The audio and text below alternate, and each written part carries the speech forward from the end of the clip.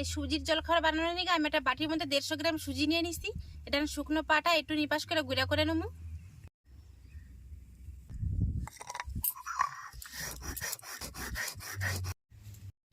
উনান জ্বালায় কড়াই চাপায় দিছি। এবার কড়াইতে দিয়ে দেবো বেশ খানিকটা জল।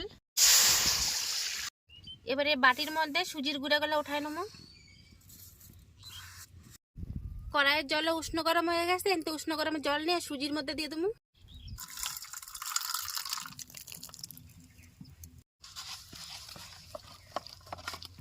এবারে 5 মিনিট নিয়ে সুজি ডাইকা থুয়ে দেবো, যাতে ভালো মতো ফুলা যায় সুজিগুলো।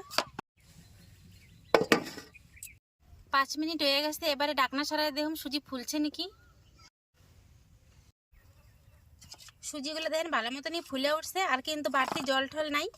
এবারে সুজির মধ্যে দিয়ে দেবো আটা।